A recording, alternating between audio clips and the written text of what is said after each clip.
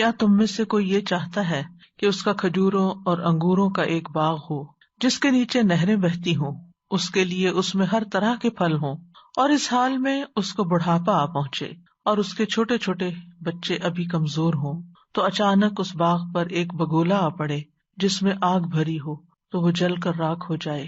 اسی طرح اللہ تمہارے لیے نشانیاں کھول کر بیان کرتا ہے تاکہ تم غور و فکر کرو۔ اللہ کے راستے میں خرچ کرنے کے بیان کے بارے میں یہ چوتھی مثال ہے جو سورۃ البقرہ میں یک بعد دیگرے دی جانے والی مثالوں میں سے ایک ہے اور آخری ہے۔ مثال کا سیاق و سباق کچھ یوں ہے کہ خرچ کرنے کے بیان میں جو پہلے پے در پے آیات آئیں جن میں خرچ کرنے کی فضیلت اور خرچ کرنے کے کچھ آداب بیان ہوئے، اور پھر ریاکاری اور احسان جتانا اور اذیت جیسے اسباب بیان ہوئے جو خرچ کرنے کے اجر کو ضائع کر دیتے ہیں، تو یہاں خاص طور پر اس آیت میں بھی ریاکاری، احسان جتلانے اور اذیت دینے کے نقصانات کو واضح کرنے اور اس سے بچنے کی مثال دی جا رہی ہے۔ تو ارشاد باری تعالیٰ ہے اَیَوَدُّ أَحَدُکُمْ أَن تَکُونَ لَہُ جَنَّةٌ، اَیَوَدُّ کیا چاہتا ہے، احدکم کوئی ایک تم میں سے، یہاں حمزہ استفہام کا ہے، یعنی استفہام نفی کے معنی میں ہے، یعنی کوئی بھی نہیں چاہے گا کہ اس کا ایسا باغ ہو جس کا اتنا بھیانک انجام ہو جو آخر میں بتایا گیا ہے، لیکن باغ کا جو منظر ہے اور باغ کی جو خوبصورتی ہے اس کو دیکھ کر تو ہر کوئی چاہے گا کہ اس کا ایسا باغ ہو۔ اس لیے یہاں پر سوال کیا گیا ہے۔ یودو کا لفظ ود سے ہے، ود کہتے ہیں خالص محبت کو، کسی چیز کے ساتھ کامل محبت ہونا، اس چیز کے حاصل ہونے کی آرزو اور تمنا کرنا، یعنی کیا کوئی تم میں سے ایسا باغ حاصل کرنے کی تمنا کرے گا، چاہے گا کہ وہ اس کے پاس ہو۔ کیسا باغ؟ من نخیل و اعناب، جو کھجوروں اور انگوروں پر مشتمل ہو۔ کھجور اور انگور پھلوں میں سے بہترین پھل ہیں جو غذا بھی ہیں اور دوا بھی ہیں۔ یہ پھل عام پھلوں کے مقابلے میں افضل ہیں، ان کے فوائد بھی زیادہ ہیں، اور خصوصاً ہم دیکھتے ہیں کہ عجوہ کھجور میں شفا بھی ہے، جیسا کہ حدیث میں آتا ہے رسول اللہ صلی اللہ علیہ وسلم نے فرمایا، بالائی علاقے کی عجوہ کھجور کا نہار منہ استعمال کرنا ہر قسم کے جادو اور زہر سے شفا ہے، یعنی ٹاکسنز وغیرہ بھی اس سے دور ہو جاتے ہیں۔ تو بہرحال یہ پھل مزے میں، ذائقے میں، غذائیت میں بہت مفید ہیں، فائدہ مند ہیں، اور اس لیے بھی ان کی مثال بیان کی گئی کہ عربوں کے ہاں یہ دو پھل عام طور پر پائے جاتے تھے جن سے سبھی واقف تھے۔ ہو سکتا ہے کہ اگر مینگو کی مثال دی جاتی تو وہاں لوگ نہ سمجھتے کہ آم کیا ہوتے ہیں، تو قریب کی مثال دی گئی کہ لوگ بات بھی سمجھے۔ اور ویسے بھی ہم دیکھتے ہیں کہ ایک اور جگہ بھی باغ والوں کا قصہ آیا تو وہاں بھی انہی پھلوں کا ذکر ہے۔ تجری من تحتها الانہار، اس کے نیچے سے نہریں بہتی ہیں۔ انہار جمع کا صیغہ ہے، اس سے یہ پتہ چلتا ہے کہ باغ میں صرف ایک نہر نہیں تھی، مختلف طرح کی نہریں تھی، اور یہ باغ کے مختلف حصوں میں پھیلی ہوئی تھی۔ اس سے یہ بھی پتہ چلتا ہے کہ باغ ایک بڑا باغ تھا، چھوٹا سا نہیں تھا۔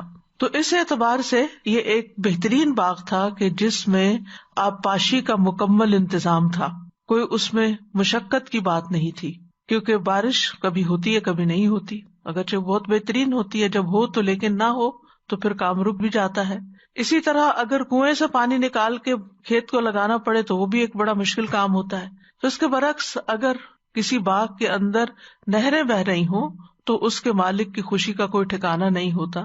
لوگ ایسی جگہ پر رشک کرتے ہیں، ایسے باغ پر، ایسے کھیت پر۔ اور اسی طرح یہاں من تحتها الانہار میں اس بات کی طرف بھی اشارہ ملتا ہے کہ وہ پانی اس کی اپنی ملکیت تھا، کہیں اور سے نہیں لے رہا تھا۔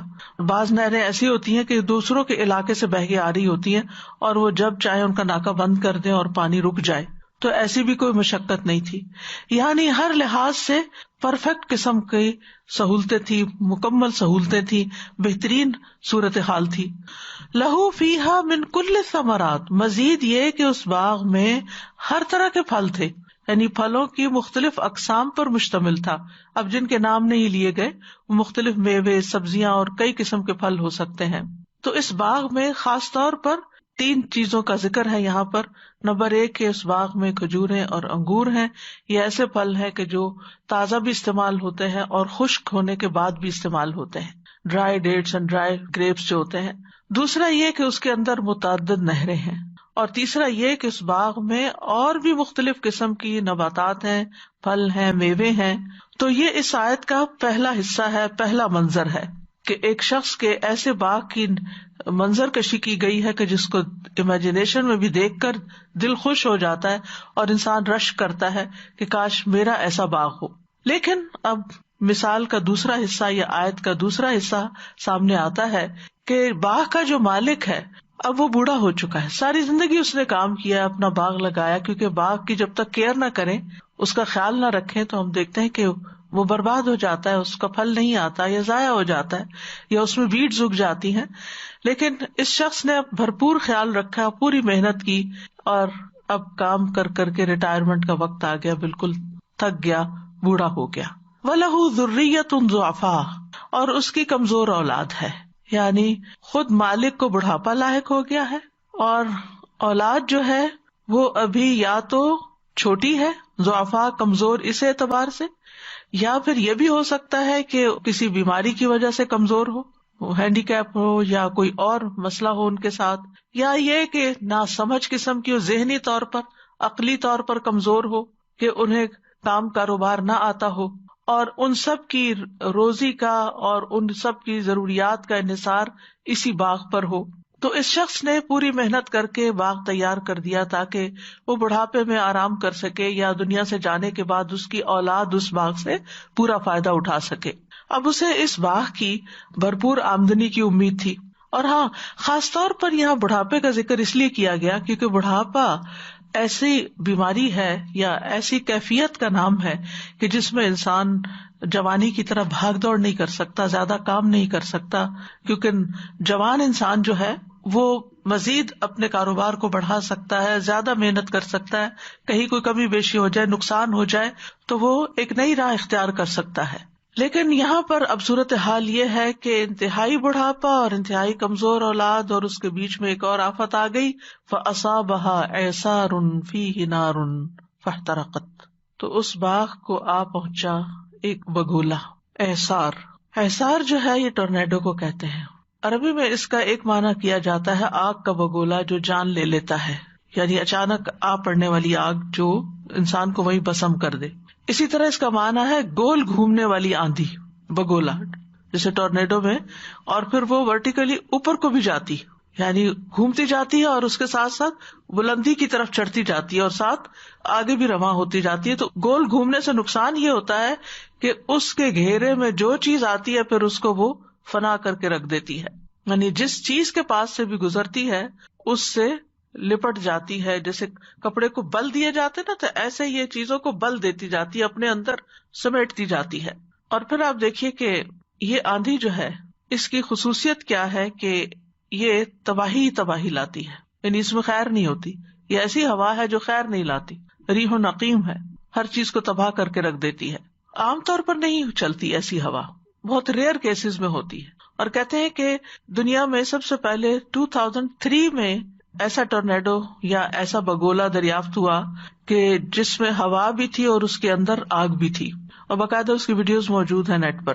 یعنی تیز ہوا اوپر کو اٹھ رہی ہے اور اس کے ساتھ ساتھ آگ بھی اوپر جاری.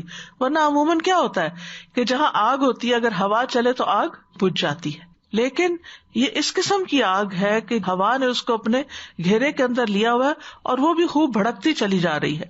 اور یہ بھی مانا کیا گیا کہ اس میں بہت شدید حرارت بھی ہے. فیہ نار. اب ہوا یہ کہ یہ گول گھومنے والی آندھی، یہ بگولا، یہ اعصار، یہ ٹورنیڈو آگ لیے ہوئے اس باغ کے پاس سے گزرا، اس کو اپنے گھیرے میں لے لیا اور ہر چیز اس کی تباہ کر دی. اگر آپ نیٹ پہ دیکھیں تو جاپان کی ایک زلزلے کی تصویر نظر آتی ہے، اس میں ایک علاقہ دکھایا گیا ہے کہ جس میں زلزلے کے بعد ایسی ہوا سی چلی کہ جس میں آگ تھی، جس نے اس پورے علاقے کو شاید 38 منٹس میں جلا کے رکھ دیا. تو فاحترقت، یعنی جب یہ آگ پڑی اس باغ کو تو اس کے پتے، اس کے پھل، اس کی ٹہنیاں، اس کی جڑیں، سب کچھ خشک ہو گیا، جل گیا، راکھ ہو گیا. اب آپ سوچئے کہ اس آدمی کا حال کیا ہوگا، وہ کس قدر رنجیدہ ہوگا، کس قدر غمگین ہوگا کہ عین بڑھاپے میں اپنی کمزوری اور اولاد کی کمزوری کی حالت میں اس نے باغ کھو دیا کہ اب نہ تو وہ خود کما سکتا ہے، نہ بچے اس کو کما کے دے سکتے ہیں. مصیبت پر مصیبت پر مصیبت. اب انجام کیا ہے کہ زندگی آئندہ کی انتہائی تنگ ہوگی، حسرت ہوگی اور ریگریٹس ہی ریگریٹس ہوں گے. ساری محنت، سارا سرمایہ لگایا ہوا، ساری جوانی اس میں کھپائی ہوئی، سارا وقت لگایا ہوا، سب کچھ برباد ہو گیا آن کی آن میں. یعنی اب ہاتھ ہی ملتا رہ گیا وہ شخص کہ سب کچھ اس کے ہاتھ سے نکل گیا، شدید حسرت کا شکار ہو گیا. اب دیکھیے کہ ابتدا کتنی خوبصورت اور انتہا کتنی بھیانک. یعنی خوبصورت باغ، وافر پھل، وافر پانی، اور انتہا میں راکھ ہی راکھ، کچھ نہیں بچا. کذالک یبین اللہ لکم الآیات لعلکم تتفکرون. اسی طرح اللہ تمہارے لیے آیات کو بیان کرتا ہے تاکہ تم غور و فکر کرو. یعنی دلائل واضح کرتا ہے، مثالیں بیان کرتا ہے. کیوں؟ تاکہ تم غور و فکر کرو، یعنی عبرت حاصل کرو، سبق لو، رہنمائی حاصل کرو. یہ کن لوگوں کی مثال ہے؟ یہ ان لوگوں کی مثال ہے جو اپنے صدقات دینے کے بعد، نیک اعمال کرنے کے بعد احسان جتاتے ہیں، تکلیف پہنچاتے ہیں، ریاکاری کرتے ہیں، جس کی وجہ سے ان کی ساری نیکی جو بظاہر بڑی خوبصورت معلوم ہوتی ہے اس باغ کی طرح، سب کی سب ضائع ہو جائے گی. اس کا کوئی فائدہ ان کو نہیں ملے گا آخرت میں، جبکہ ان کو اس کی شدید ضرورت ہوگی. تو آپ دیکھیے کہ اس باغ میں بہت ساری خوبیاں تھی، لیکن اس ساری خیر کے باوجود اس کے کہ اس میں پانی بھی تھا، نہریں بھی تھی، لیکن آگ حاوی ہو گئی. تو جب آپ ایسے باغ کے بارے میں پڑھتے ہیں تو ہر شخص کے اندر ایک خواہش پیدا ہوتی ہے کہ اتنا مکمل اور اتنا خوبصورت باغ، مالک کتنا خوش قسمت ہے. لیکن دوسری طرف آپ دیکھتے ہیں کہ عین اس وقت جب کہ اس کو ضرورت ہے اس باغ کے فائدے کی، اس کے ہاتھ میں کچھ بھی نہیں آتا اور اس کے پاس صرف حسرتیں باقی رہ جاتی ہیں. غم، پریشانی، مستقبل کا خوف، تکلیف ہی تکلیف، اولاد کو دیکھ کے، ان کی شکل کو دیکھ کے بھی تکلیف، اپنی حالت کو دیکھ کے بھی تکلیف، باغ کو دیکھ کے بھی تکلیف، ہر طرف مایوسی ہی مایوسی ہے. اسی طرح کی ایک مثال ہمیں سورۃ الکہف میں بھی ملتی ہے، جس میں اللہ سبحانہ وتعالیٰ 2 لوگوں کا واقعہ بیان کرتے ہیں کہ ان میں سے ایک کے پاس 2 باغ تھے جن میں انگور تھے، اور انگور اندر تھے لیکن اس کے ساتھ ساتھ اس باغ کو کھجوروں نے گھیر رکھا تھا. وَحَفَفْنَاهُمَا بِنَخْلٍ وَجَعَلْنَا بَيْنَهُمَا زَرْعًا. باغ کے اندر کھیتی بھی تھی، یعنی اور بھی چیزیں لگی ہوئی تھی. كِلْتَا الْجَنَّتَيْنِ آتَتْ أُكُلَهَا وَلَمْ تَظْلِم مِّنْهُ شَيْئًا وَفَجَّرْنَا خِلَالَهُمَا نَهَرًا. اس کے بیچ نہریں بھی چل رہی تھی. وَكَانَ لَهُ ثَمَرٌ. اور اس کا بہت سا فائدہ تھا، پھل تھا، آمدنی تھی. تو آپ دیکھیے کہ ان 2 مثالوں میں کافی مماثلت بھی پائی جاتی ہے. تو کہنے کا مطلب یہ ہے کہ جو شخص محنت کرتا ہے اور خصوصاً عبادت میں محنت کرتا ہے، اسے چاہیے کہ وہ صرف اور صرف اللہ کی رضا کے لیے کرے، اللہ کی خوشنودی کے لیے کرے. ایسا عمل اس کھیت کی طرح ہے جس میں پھل پھول ہیں، نہریں ہیں، طرح طرح کے پھل ہیں، دلکش باغ ہے. یعنی یہ ہمارے نیک اعمال ہمارے لیے کیا ہے؟ ایک دلکش باغ کی حیثیت رکھتے ہیں. اور بگولا کیا ہے؟ نیکیوں کو ضائع کرنے والے اعمال، چاہے وہ جو ان آیات میں بیان ہوئے یا اس کے علاوہ جن کی کچھ تفصیل میں آگے جا کر بیان کروں گی. انسان اپنے اعمال کا سب سے زیادہ ضرورت مند کب ہوگا؟ یا ان کے اجر کا، یا ان کے ثمر کا، یا ان کے نتیجے کا؟ جب وہ اللہ کے پاس پہنچے گا. لیکن جب وہاں پہنچے گا لم یجد شیئا، وہاں تو کچھ بھی نہیں ہوگا. اللہ سبحانہ تعالیٰ سے ملاقات کرے گا اور پورا اس کا حساب چکا دیا جائے گا. تو بنیادی طور پر یہاں ایک منافق شخص کے اعمال کا ذکر ہے جو بظاہر بڑی بڑی نیکیاں کرتا ہے، چیریٹی کے بڑے بڑے کام کرتا ہے، لیکن وہ صدقہ خیرات صرف اور صرف دکھاوے کے لیے کرتا ہے. کیونکہ قرآن مجید میں منافقین ہی کے بارے میں آتا ہے کہ وہ دکھاوے کے اعمال کرتے ہیں، ناپسندیدگی سے خرچ کرتے ہیں. لیکن جہاں شہرت کی بات ہوتی ہے وہاں پر یا ضرورت یا فائدہ یا مقصد کوئی ہوتا ہے تو خوب خرچ کرتے ہیں. تو باغ کے حسن اور خوبصورتی سے مراد منافق کا عمل ہے جو بظاہر بڑا خوبصورت ہوتا ہے. آپ نے دیکھا ہوگا کہ بعض لوگ بظاہر بہت خوش اخلاق ہوتے ہیں، وہ آپ کے ساتھ لین دین کرتے ہیں، دعوتوں پہ آپ کو بلاتے ہیں، بظاہر لگتا ہے کہ لوگوں کے بہت سے کام کر رہے ہیں، لوگ آ کر ان کو اپنے مسئلے مسائل بتاتے ہیں، وہ ان کے مسائل حل کرنے کے لیے دوڑتے ہیں، خوشی غمی کے موقع پر وہ لوگوں کے پاس پہنچتے ہیں، مبارکبادیں دینے حاضر ہوتے ہیں، کوئی فوت ہو جائے تو فوتگی کے موقع پہ حاضر ہوتے ہیں، اور بعض اوقات انہیں کوئی شکایت بھی ہو جائے تو شکایت بھی پی جاتے ہیں. لیکن جب ان کی مرضی کے خلاف کوئی چیز ہو جائے یا جہاں ان کو کوئی فائدہ نظر نہ آئے یا کوئی ان پر تنقید کر دے یا پھر یہ کہ ان کے مفاد پر کوئی زد پڑے تو ان کی اصلیت کھل کے سامنے آ جاتی. وہ جتنا بھی آپ کے ساتھ احسان کر رہے ہوتے ہیں، یہ جتنے بھی بڑے بڑے کام کر رہے ہوتے ہیں، وہ ان سب سے اپنا ہاتھ کھینچ لیتے ہیں. اب وہ آپ کو سلام میں پہل نہیں کریں گے، آپ کو دیکھ کے مسکرائیں گے نہیں، آپ کو اپنی دعوت میں بلانا بھول جائیں گے، آپ کو مشکل پیش آئے گی تو وہ آپ کے کام نہیں آئیں گے. اگر آپ ان سے شکوہ بھی کریں تو وہ بھی کوئی بہانہ کر دیں گے، کیونکہ ان کو آپ سے شکایت ہو گئی. آپ انسان تھے، آپ سے غلطی ہو سکتی ہے. تو بعض لوگ دنیاوی فائدوں کے لیے دیندار بنے ہوئے ہوتے ہیں، دنیاوی فائدوں کے لیے وہ لوگوں میں اپنی پبلک ریلیشننگ بڑھانے کے لیے، پی آر کے لیے وہ لوگوں کے ساتھ بہت اچھا رکھ رکھاؤ کرتے ہیں. لیکن جب انہیں پتہ چلتا ہے کہ لوگوں سے ان کو فائدہ نہیں پہنچا جس کی وہ توقع رکھتے تھے، یا کوئی شخص ان کی توقعات پہ پورا نہیں اترا، تو سب کچھ ختم کر کے رکھتا. اور آپ حیران ہوگے کہ یہ کیسے دوست تھے، یہ کیسے لوگ تھے کہ جو اتنی محبتوں کا اظہار کرتے تھے، اور جب مقصد پورا نہیں ہوا تو نگاہیں ہی پھیر لی، رنگ ہی بدل دیا. تو ایسے شخص کی یہاں مثال دی جا رہی ہے کہ جس نے باغ سنوارنے میں کوئی کسر نہیں چھوڑی. ڈفرینٹ چیزوں کا ذکر ہے نا، پانی بھی ہے، کھیتی بھی ہے، کھجور کے اونچے درخت بھی ہیں، انگوروں کی بیلیں بھی لٹک رہی ہیں، اور بھی طرح طرح کے پھل ہیں. یعنی ہر قسم کی نیکیاں کر رہے ہیں، صدقہ خیرات کے علاوہ باقی بھی نیکیوں کے کام کر رہے ہیں. لیکن اس سے وہ کیا چاہتے ہیں؟ دنیا میں جلد ملنے والا بدلہ. اور جب وہ بدلہ نہیں ملتا تو پھر وہ نیکی نہیں کرتے. آپ دیکھیے کہ بہت سے لوگ صرف اس وقت کام کرتے ہیں جب آپ ان کی تعریف کرتے رہیں، ان کو تعریف کا فیول چاہیے ہوتا ہے، خوشامد کرتے رہیں، ان کے آگے پیچھے پھرتے رہیں، پھر تو وہ آپ کے کام آئیں گے، ورنہ نہیں. تو یہ صورتحال جو ہے یہ انتہائی خطرناک ہے، اس سے انسان کو بچنے کی ضرورت ہے، کیونکہ اس کا انجام بڑا بھیانک ہے. کسی کے ساتھ مہربانی کرنا اس پہ گویا صدقہ کرنا ہے، تو اس کا واپس اس سے صلہ چاہنا اپنے اجر کو ڈھانا ہے. تو جو شخص شروع میں اللہ کی رضا کے لیے خرچ کرتا ہے، دکھاوا کرتا ہے، لیکن کبھی اللہ کی رضا بھی دل میں ہوتی ہے، کیونکہ بعض لوگ ایسے ہوتے ہیں وہ دکھاوا نہیں بھی کرتے، اللہ کی رضا کے لیے کر رہے ہوتے ہیں، تو ابتدا میں تو ان کو اجر حاصل ہو جاتا ہے، لیکن پھر کسی وقت تنگ آ کر پھٹ پڑتے ہیں اور احسان جتا کے اذیت دے کے سارا کچھ برباد کر دیتے. یعنی ایک طرف ریاکار کی مثال ہے اور دوسری طرف ایسے بندے کی مثال ہے کہ جو ویسے کام ٹھیک کرتا ہے، ایمان بھی ہے اس کے اندر، اللہ کے لیے بھی کر رہا ہے، لیکن احسان جتانے کی عادت نہیں جاتی اس کی، یا اذیت دینے کی عادت نہیں جاتی. تو قیامت کے دن جب وہ اٹھے گا تو اس کے پاس کچھ بھی نہیں ہوگا، کوئی اجر و ثواب نہیں ہوگا جس کا وہ منتظر ہوگا.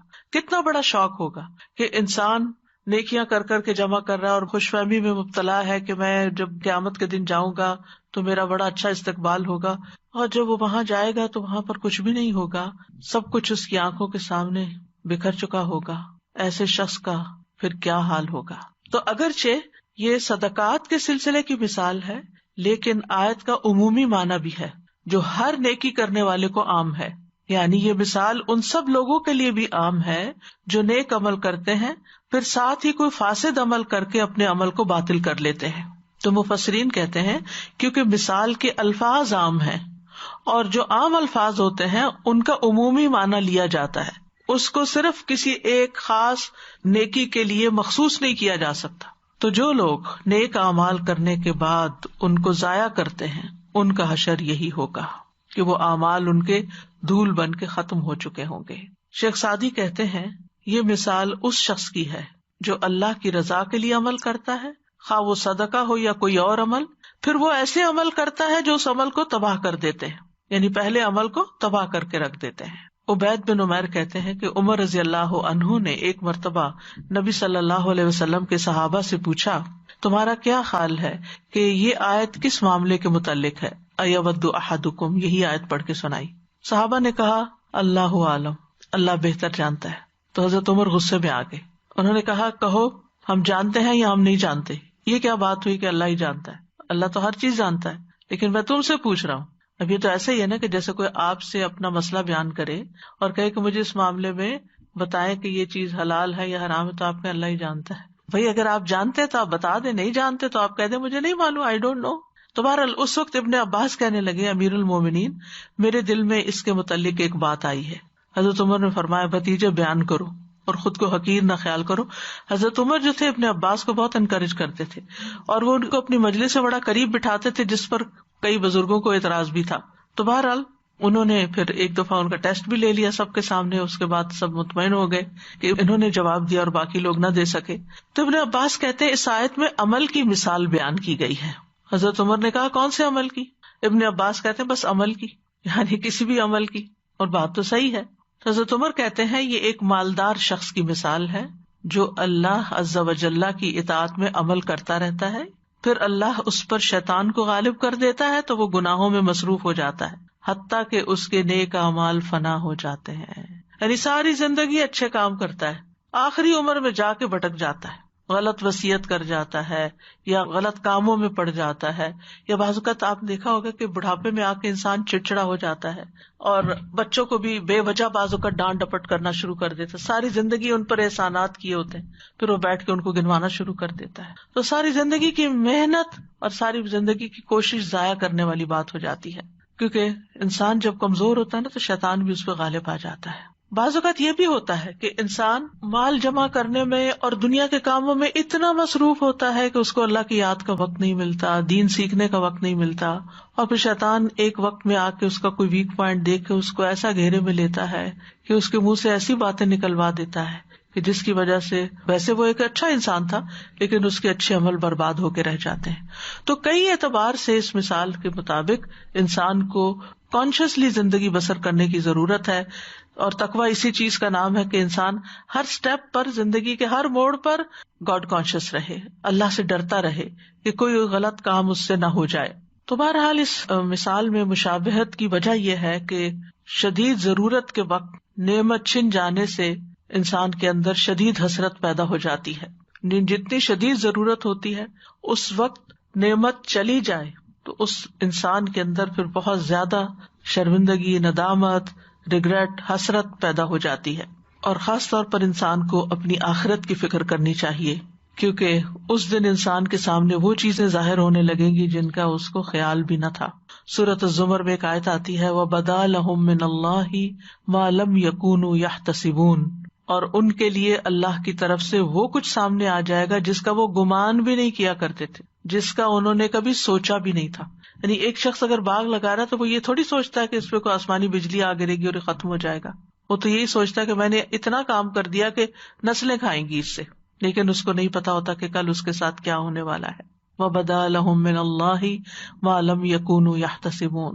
اسی طرح قرآن مجید میں آتا ہے وَالَّذِينَ كَفَرُوا أَعْمَالُهُمْ كَسَرَابٍ بِقِيعَةٍ يَحْسَبُهُ الظَّمْآنُ مَاءً حَتَّى إِذَا جَاءَهُ لَمْ يَجِدْهُ شَيْئًا وَوَجَدَ اللَّهَ عِندَهُ فَوَفَّاهُ حِسَابَهُ وَاللَّهُ سَرِيعُ الْحِسَابِ.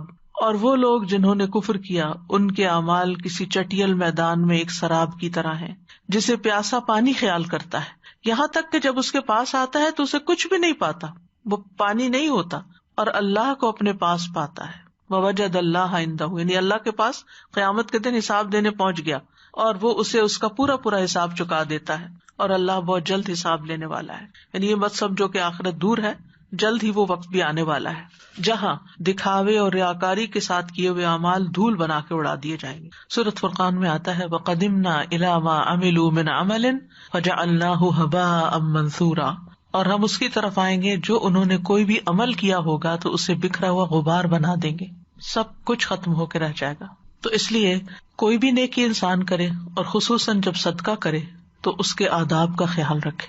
سب سے پہلی بات تو یہ کہ حلال مال میں سے خرچ کرے، طیب چیز اللہ کے راستے میں خرچ کرے. اس مثال کے فوراً بعد آتا ہے یا ایھا الذین آمنوا انفقوا من طیبات ما کسبتم، اے لوگو جو ایمان لائے ہو ان پاکیزہ چیزوں میں سے خرچ کرو جو تم نے کمائی ہیں. اللہ سبحانہ وتعالیٰ پاک ہے اور پاک چیز قبول کرتا ہے. ان اللہ طیب لا یقبل الا طیبا، اس لیے عمدہ سے عمدہ چیز اللہ کے راستے میں دینی چاہیے. حرام مال سے دیا ہوا صدقہ نیکی کی بجائے الٹا گناہ کا سبب بنتا ہے. نبی صلی اللہ علیہ وسلم نے فرمایا جس نے حرام مال جمع کیا پھر اس کے ذریعے صدقہ کیا تو اس کے لیے اس میں کوئی اجر و ثواب نہیں بلکہ اس کا گناہ اس پر ہوگا، یعنی وہ صدقہ ثواب نہیں بلکہ گناہ بن جائے گا. پھر اسی طرح ناپاک چیز خرچ نہیں کرنی چاہیے. اللہ تعالیٰ فرماتے ہیں وَلَا تَيَمَّمُوا الْخَبِيثَ مِنْهُ تُنْفِقُونَ، کہ جو تم خرچ کرتے ہو اس میں سے خبیث نہ ہو، نکمی اور ردی چیز نہ ہو، بالکل بیکار کہ جو کسی کے کام ہی نہ آئے. خبیث ناپاک یعنی گلی سڑی، یا پھر یہ ہے کہ کوئی حرام کی چیز، مثال کے طور پر کوئی نان مسلم آپ کو شراب کا تحفہ دے دیتا ہے، تو آپ کہتے ہیں کہ چلو گرانے کی بجائے، ڈسکارڈ کرنے کی بجائے کسی اور کو تحفہ دے دیتے ہیں، تو ایسی چیزیں تحفہ بھی نہیں دینی چاہیے. کوئی آپ کو ایسی کیک یا چاکلیٹس لا کے دے دیتا ہے تو پھر اسی طرح یہ ہے کہ ردی اور نکمی چیزیں نہیں دینی چاہیے. ایک شخص نے ایک دفعہ کمزور سا اونٹ کا بچہ دیا اللہ کے راستے میں، تو نبی صلی اللہ علیہ وسلم نے فرمایا اللہم لا تبارک فیہ ولا فی ابلہ، اے اللہ اس میں اور اس کے اونٹوں میں برکت نہ فرمانا. تو بہرحال اس شخص کو جب یہ بات پہنچی تو وہ بہت پریشان ہوا، دوڑتا ہوا آیا، کہا میں توبہ کرتا ہوں، معافی مانگتا ہوں. تو آپ نے اس کے لیے دعا کی. نفلی صدقات میں بھی خبیث چیز دینے سے بچنا چاہیے، یعنی فضول اور فالتو قسم کی چیز نہیں دینی چاہیے. مسجد نبوی میں بعض اوقات لوگ کھجوریں لا کے رکھتے تھے اور اس میں ایسی بھی آ جاتی تھی جو کھانے کے لائق نہیں ہوتی تھی، تو اس سے منع کیا گیا. ولا تیمموا الخبیث منہ تنفقون ولستم بآخذیہ، تم خود نہیں اس کو لوگے اگر تمہیں کوئی دے، الا ان تغمضوا فیہ، مگر یہ کہ آپ اس میں اپنی آنکھیں بند کر لو. نبی صلی اللہ علیہ وسلم نے ایک موقع پر فرمایا بلا شبہ قیامت کے دن یہ صدقہ کرنے والا ایسی ہی خراب کھجور کھائے گا، یعنی جو کسی کو کھلا رہا ہے وہی کل اس کو ملے گی. یعنی جو چیز خود کو پسند نہیں وہ دوسروں کو بھی نہ دے. ایک تو اس اعتبار سے کہ چیز ٹھیک ہے لیکن آپ مثلا بیمار ہیں یا آپ کو کھانے سے منع ہے، لیکن دوسروں کے لیے بڑے فائدے کی ہے تو وہ اس میں نہیں آتا. اس کا مطلب یہ ہے کہ جس چیز کا کھانا آپ کے لیے ناگوار ہو، پرانی ہو، باسی ہو، جو استعمال کے قابل نہ ہو، وہ مت دو کسی کو. حتیٰ کہ مسکین اور غریب فقیر کو بھی وہ نہ دو جو تم خود نہیں لیتے. اس کے برعکس اپنی پسند کی چیز اللہ کے راستے میں خرچ کرو، کیونکہ لن تنالوا البر حتی تنفقوا مما تحبون. پھر اسی طرح یہ ہے کہ انسان پورے دل کے ساتھ چیز دے. آپ دیکھیے کہ مثلاً آپ روبوٹ سے کوئی کام کرنے کے لیے کہتے ہیں، مثلا کہتے ہیں پانی کا گلاس لاؤ، وہ آپ کے لیے لے آتا ہے. اب روبوٹ کی نہ تو کوئی نیت ہے، نہ کوئی جذبات ہے، نہ کوئی احساسات، کچھ بھی نہیں، اسے پانی لا کے رکھ دیا. لیکن ایک اللہ کے بندے کو آپ کہتے ہیں کہ پانی کا گلاس دو، تو کہتے ہیں شکر ہے مجھے نیکی کا موقع ملا. اور دل کے جذبات کے ساتھ حاضر ہوتا ہے، اللہ کو راضی کرنے کی نیت سے، اور بہترین طریقے سے خوشی سے اسمائل کرتے ہوئے آپ کو پیش کرتا ہے. ان دونوں میں فرق ہے. اس انسان کو اجر ملے گا، روبوٹ کو کچھ بھی نہیں ملنے والا. اسی طرح جو لوگ بالکل روبوٹک انداز میں نیکیاں کرتے ہیں، نہ کوئی جذبات، نہ کوئی احساسات، نہ کوئی نیت، نہ کوئی ارادہ، نہ کچھ، بس ایک مشین کی طرح کام کر رہے ہیں، مشین کی طرح ہی صدقہ کر رہے ہیں، مشین کی طرح ہی سب کچھ کر رہے ہیں، اس میں کسی قسم کا کوئی ایمان اور احتساب شامل نہیں، تو اجر بھی نہیں. وہ حدیث میں آتا نا من صام رمضان ایمانا و احتسابا، جس نے رمضان کے روزے رکھے ایمان کے ساتھ، ایمان سے مراد پورے یقین کے ساتھ کہ اللہ اس پر اجر دے گا اور اللہ تعالیٰ ہی اس کی جزا دینے والا ہے مجھے، اور دوسرا یہ کہ احتساب یعنی اللہ کی رضا کو سامنے رکھتے ہوئے انہوں نے یہ کیا کہ اس پر مجھے اجر ملے گا، لہٰذا میں نے اللہ ہی کے لیے کرنا ہے. تو پھر من قام رمضان میں بھی ایمان اور احتساب آتا ہے، پھر لیلۃ القدر میں بھی ایمان اور احتساب. ہمیں باقی نیکیوں میں بھی یہ چیز شامل کر لینی چاہیے کہ یقین کے ساتھ کرے، تثبیتا من عند انفسہم، اور اس کے ساتھ اچھے دل کے ساتھ. اب ہم دیکھ لیتے ہیں کہ اس مثال سے کیا کیا باتیں ہم نے سیکھی. پہلی بات تو یہ کہ دنیا کی زندگی کی مثال ایک کھیتی کی طرح ہے. ایک دنیا کی کھیتی ہے اور ایک آخرت کی کھیتی ہے. من کان یرید حرث الآخرہ نزد لہ فی حرثہ ومن کان یرید حرث الدنیا نؤتہ منہا وما لہ فی الآخرۃ من نصیب. جو آخرت کی کھیتی چاہتا ہے، یعنی یہاں سب کچھ لگا رہا ہے کہ وہاں جا کے پھل کاٹے، ہم اس کے لیے اس کی کھیتی میں اضافہ کریں گے. اور جو کوئی دنیا کی کھیتی چاہتا ہے، یعنی انسٹنٹ ریوارڈ، انسٹنٹ گریٹیفیکیشن اور نتیجہ اور منفعت اس سے چاہتا ہے، پروفٹ چاہتا ہے، تو ہم اسے اس میں سے کچھ دے دیں گے اور آخرت میں اس کے لیے کوئی حصہ نہیں. تو اس لیے انسان جو بھی کام کرے نیکی کا، آخرت کو مد نظر رکھتے ہوئے کرے. یعنی اللہ سبحانہ و تعالیٰ کی رضا تو ہو لیکن آخرت کا احساس ہو. پھر اسی طرح اس مثال سے ہمیں یہ بات بھی پتہ چلتی ہے کہ انسان کو ڈرنا چاہیے برے انجام سے، کہ میں جو اتنی رونق لگا کے بیٹھا ہوا ہوں، بڑے اچھے اچھے کام اپنے خیال میں، شوق میں کر رہا ہوں، احتساب کروں اپنا، حساب کروں اپنا، کیا اس کے آداب اور اس کے احکام جو اللہ تعالیٰ نے اس کام سے متعلق دیے ہیں ان کو ملحوظ رکھ رہا ہوں یا نہیں، اور اس کا انجام کیا ہونے والا ہے. کیونکہ انما الاعمال بخواتیمہا، اعمال کا دار و مدار ان کے خاتمے پر بھی ہے کہ ان اعمال کا نتیجہ کیا نکلتا ہے، اس سے حاصل کیا ہوتا ہے. تو برے خاتمے سے انسان کو ڈرنا چاہیے. پھر یہ کہ اپنے اعمال کو ضائع ہونے سے بچانا چاہیے، اپنی محنت کی حفاظت کرنی چاہیے، اپنے اوقات کا بھی لحاظ ہم رکھیں، اور اس بات کی شدید حرص ہو کہ کوئی ایسا عمل نہ کرے کہ جو آخرت میں اجر و ثواب کا باعث نہ ہو. یعنی ہماری نیکیاں بڑھتی جائیں، ہمارے مرنے کے بعد بھی وہ ہمارے لیے نیکی کے بڑے بڑے کام جو ہیں وہ صدقہ جاریہ بن جائیں، وہ کام رکے نہیں. اور نیکیوں کو ضائع کرنے والی کون سی چیزیں ہیں؟ سب سے پہلی چیز تو ایمان نہ ہونا. یعنی اگر انسان ساری زندگی کام کرتا ہے اور پھر بڑی عمر میں جا کر اپنا ایمان کھو دیتا ہے، مرتد ہو جاتا ہے، فیتھ اس کی چلی جاتی، تو قرآن مجید میں آتا ہے وَمَن يَكْفُرْ بِالْإِيمَانِ فَقَدْ حَبِطَ عَمَلُهُ، جو ایمان سے انکار کر دے اس کا عمل یقیناً ضائع ہو گیا. اسی طرح شرک اعمال کو ضائع کرتا ہے، تو اس سے بہت محتاط رہنا چاہیے. پھر کفر اعمال کو ضائع کر دیتا ہے، وہ جو مثال ابھی دی وَالَّذِينَ كَفَرُوا أَعْمَالُهُمْ كَسَرَابٍ. آخرت کا انکار جو ہے وہ اعمال کو ضائع کر دیتا ہے.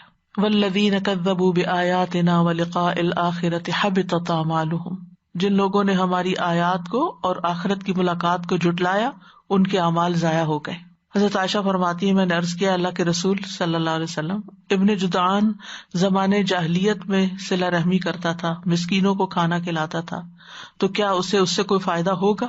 آپ نے فرمایا یہ کام اسے کچھ بھی فائدہ نہ دیں گے، کیونکہ اس نے ایک دن بھی نہیں کہا رب اغفر لی خطیئتی یوم الدین، اے میرے رب بدلے کے دن میرے گناہوں کو معاف کر دینا. اسی طرح تقدیر کا انکار کرنے والا اس کے بھی اعمال ضائع ہو جاتے ہیں.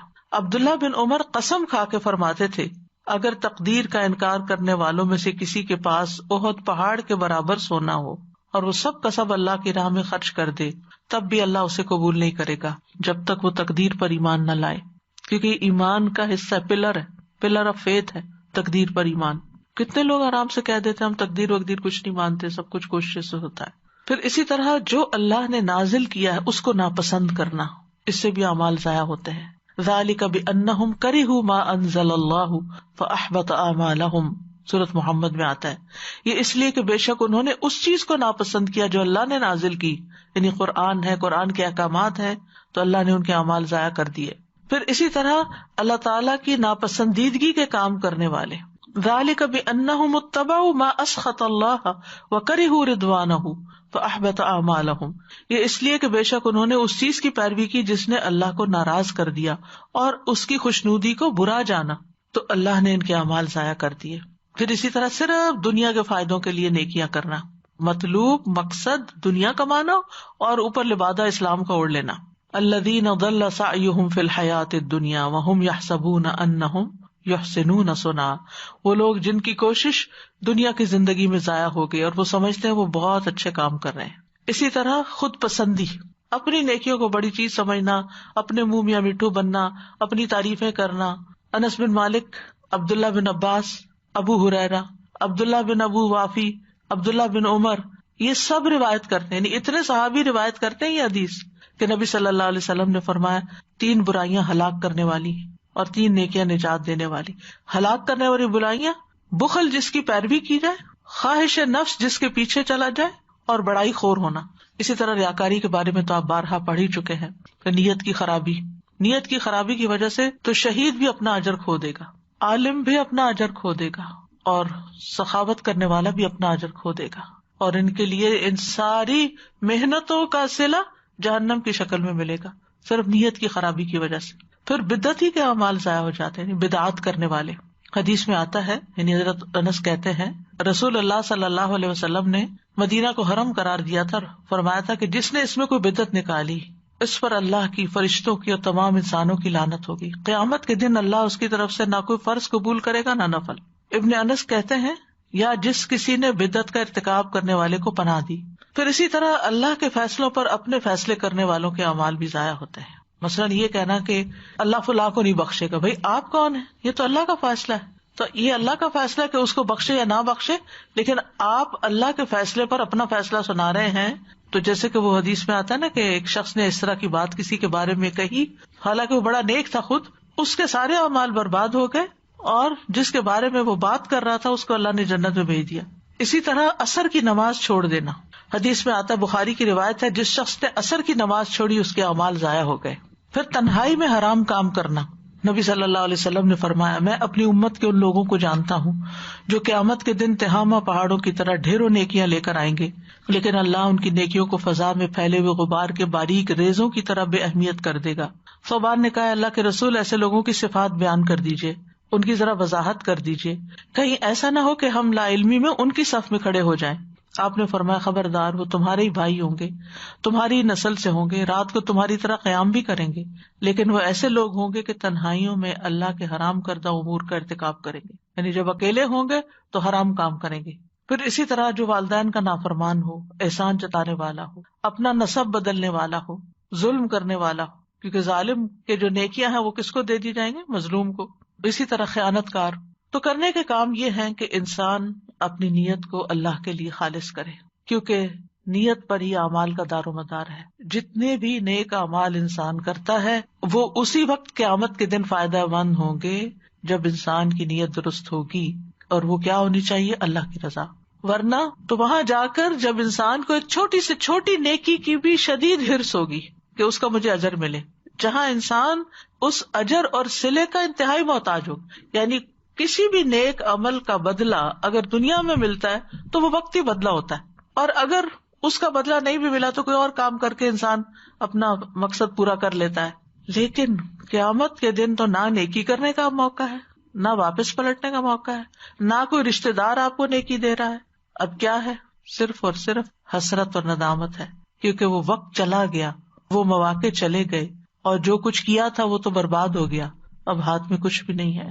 تو یاد رکھیے بڑے بڑے اعمال نیت کی خرابی کی وجہ سے حقیر ہو جاتے ہیں۔ ابن المبارک کہتے ہیں کتنے بڑے بڑے عمل ہیں کہ نیت جن کو حقیر بنا دیتی ہے، اور اس کی دلیل اس سے ہے کہ جس آدمی نے ہجرت کی تو یہ اعمال میں سے تو بڑا عمل ہے، لیکن عمل حقیر ہو گیا، بری نیت کی وجہ سے ہجرت کا اجر بھی چلا گیا۔ پھر اسی طرح یہ ہے کہ ان تمام اعمال کا علم حاصل کریں جو عمل کو برباد کرتے ہیں، اور پھر ان سے بچنے کی کوشش کریں، اور پھر یہ کہ اپنے اعمال کی حفاظت کرنے کے ساتھ ساتھ اپنا مسلسل محاسبہ کرتے رہیں، اپنی نیت پہ چیک رکھیں کہ کہیں ہم پھسل تو نہیں رہے، اور کہیں کوئی ایسا کام تو نہیں کر رہے کہ ان تحبط اعمالکم وانتم لا تشعرون، ایسا نہ ہو کہ تمہارے اعمال برباد ہو جائیں اور تمہیں احساس بھی نہ ہو، پتہ بھی نہ چلے۔ تو اللہ سبحانہ تعالیٰ ہمیں آخرت کے دن کی حسرتوں سے اور پریشانیوں سے محفوظ رکھے۔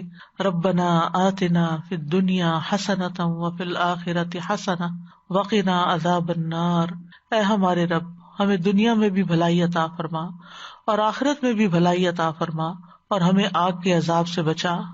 اللہم احسن عاقبتنا فی الامور کلها واجرنا من خزی الدنیا وعذاب الآخرہ، اے اللہ ہمارے تمام معاملات کا انجام اچھا کر، اللہ ہمارے تمام معاملات کا انجام اچھا کر، اور ہمیں دنیا کی رسوائی اور آخرت کے عذاب سے محفوظ کر۔ ربنا وآتنا ما وعدتنا علی رسلک ولا تخزنا یوم القیامہ انک لا تخلف المیعاد، اللہم لا تخزنی یوم القیامہ، اللہم انی اعوذ بک من ضیق الدنیا وضیق یوم القیامہ، اے اللہ میں تیری پناہ مانگتا ہوں دنیا کی تنگی سے اور قیامت کے دن کی تنگی سے۔ اللہم اصلح لی دینی الذی هو عصمت امری واصلح لی دنیای التی فیہا معاشی واصلح لی آخرتی التی فیہا معادی واجعل الحیاۃ زیادۃ لی فی کل خیر واجعل الموت راحۃ لی من کل شر۔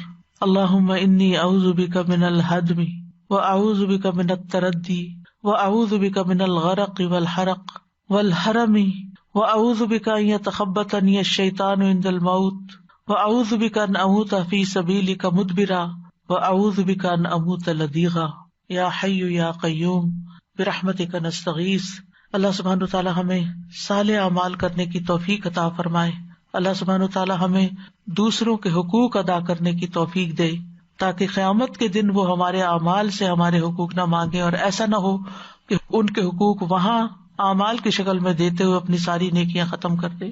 اللہ تعالیٰ ہمیں اپنے شکر گزار بندوں میں سے بنائے، کیونکہ شکر کرنا نیکیوں کو باقی رکھتا ہے اور ناشکری نیکیوں کو ضائع کر دیتی ہے، یعنی جو نعمتیں ہوتی ہیں، جو نیکیاں ہوتی ہیں، ان سے انسان ہاتھ دھو بیٹھتا ہے۔ یا رب العالمین ہمیں احساس دے کہ جو کچھ تو نے ہمیں دیا ہے وہ ہماری ذاتی محنت نہیں، ہماری کوئی قابلیت نہیں، بلکہ سارے کا سارا تیرا احسان ہے، اس پہ صرف ہمارا حق نہیں۔ یا رب ہم جانتے ہیں اس پہ سب کا حق ہے، پورے معاشرے کا حق ہے. اللہ ہمیں ہر ایک کا حق دینے کی توفیق عطا فرما. یا رب العالمین ہمیں سائل اور محروم کو دینے کی توفیق عطا کر. یا رب العالمین ہر اس شخص کی مدد کرنے کی توفیق دے جو مدد کے مستحق ہے اور ہم اس میں مدد کر سکتے ہیں. یا رب العالمین تو ہم سب سے راضی ہو جا اور ہمارے سارے عمل آخرت کے لیے ہوں، تیری رضا کے لیے ہوں، اور ساری امیدیں تجھ سے ہی وابستہ ہوں، اور ہمارے اعمال میں مفاد پرستی نہ ہو، خود غرضی نہ ہو، ریاکاری نہ ہو، اذیت دینا نہ ہو، لوگوں سے بگڑنا نہ ہو. ہمیں برے اخلاق سے بچا، بری خواہشات سے بچا، برے لوگوں سے بچا. ربنا تقبل منا انک انت السمیع العلیم وتب علینا انک انت التواب الرحیم. وصلی اللہ تعالی علی خیر خلقہ محمد وعلی آلہ واصحابہ واہل بیتہ اجمعین برحمتک یا ارحم الراحمین. الہی آمین. السلام علیکم استاذہ جی. میرے 2 چھوٹے چھوٹے سے سوال ہیں. وہ یہ کہ کچھ لوگ یہ کہتے ہیں کہ روزے کی نیت اور نماز کی نیت نہیں کری تو تمہاری نماز اور روزہ باطل ہو گیا. تو نیت سے کیا مراد؟ نیت سے مراد یہ کہ آپ نے نماز پڑھنے کا ہی ارادہ کیا تھا، اسی لیے آپ اپنے بیڈ سے اٹھے تھے اور وضو کرنے گئے، یہ نیت ہو گئی ہے نا. ٹھیک ہے. لیکن اگر آپ نے ویسے ہی منہ ہاتھ دھو لیا، اور پھر نیت کے بھی درجے ہیں نا، ایک بس دل میں ایسی نیت ہے، اور ایک ہے جیسے میں نے روبوٹ کی مثال دی، روبوٹک طریقہ عبادت کرنے کا، اور ایک یہ ہے کہ انسان اٹھے تو اللہ کو یاد کرتے ہوئے اٹھے اور اللہ کی رضا کے لیے وہ کام کرے. اس کی کوئی خاص نیت تو نہیں ہے نا؟ کوئی الفاظ میں کوئی نیت وہ ایسی جیسے پاکستان میں کرتے نیت کرتا ہوں نماز کی بات، یہ کچھ نہیں ہے نا. اور روزے کی کوئی خاص نیت نہیں، کوئی خاص نہیں، بس یہ کہ روزہ رکھا جی جاتا. ہاں. اور ویسے بھی نیت دل میں ہوتی ہے نا. جی اچھا. کہ آپ کے دل کے جذبات ہوتے ہیں وہ. اچھا، تو یہ تو نہیں ہے نا وَبِ صَوْمِ غَدٍ نَوَیْتُ مِنْ شَهْرٍ، یہ بھی کچھ ایسا نہیں کوئی ہے؟ مسنون نہیں ہے یہ. اچھا. اور ویسے بھی کل کے روزے کی تو روزہ تو آج رکھ رہے ہیں، تو کل کی نیت کیسے کر رہے ہیں آج؟ اچھا، یہ کتنی ضرورت ہے معلومات جی. کی. اور ایک یہ پوچھ رہی تھی، جیسے بچوں سے کسی سے کہا جاتا ہے یہ قدر اللہ، یہ جو تھی قسمت میں تھا بس ہو گیا جیسے اللہ نے لکھا ہوا ہے یہ نا. تو پھر وہ کہتے ہیں جب اللہ نے لکھا ہوا ہی تھا تو یہ تقدیر کا کیا مسئلہ ہے؟ یہ تو آپ کہتے ہیں کہ یہ تو لکھا ہوا ہی تھا، پھر ہم کیسے یقین کریں اللہ نے کیوں؟ یہ اللہ نے جو اختیار دیا وہ بھی تقدیر میں لکھا ہوا تھا کہ بندے کو اختیار دیا جا رہا ہے. اچھا، جزاک اللہ. دادا جی، میں یہ جو تنہائی کی بات آپ نے کی نا کہ تنہائی میں حرام کرنے والا اعمال ضائع ہو جاتے ہیں، تو یہ تو انسان کرتے ہوئے کبھی سوچتا بھی نہیں ہوگا کہ جو باقی کے اچھے اعمال ہیں وہ بھی ضائع ہوتے ہیں. اور اگر اس کو کنیکشن بنائے تو اتنا صحیح کنیکشن ہے کہ یعنی پھر اکیلے میں جب آپ اللہ سے نہیں ڈر رہے تو پبلک میں تو پھر آپ لوگوں کے ڈر سے پھر آپ اچھے کام کر رہے ہو نا. وہ تو اللہ کے لیے تو نہ ہوا جی. بچنا بھی اللہ کے لیے نہ ہوا اور کرنا بھی اللہ کے لیے نہ ہوا. سبحان اللہ. اور یہ جو آخر میں آپ نے فرمایا نا کہ کئی دفعہ آخری عمر میں الفاظ اس طرح کے نکل جاتے ہیں منہ سے جن پہ انسان پچھتاتا ہے. تو 2 دن پہلے کسی سے بات ہو رہی تھی تو بیچاری اتنا زیادہ امبیرس ہو رہی تھی نا، کچھ ملازمہ سے کہہ دیا کچھ ایسی بات جو نہیں کہنی تھی، احسان جتانے ٹائپ کی بات تھی.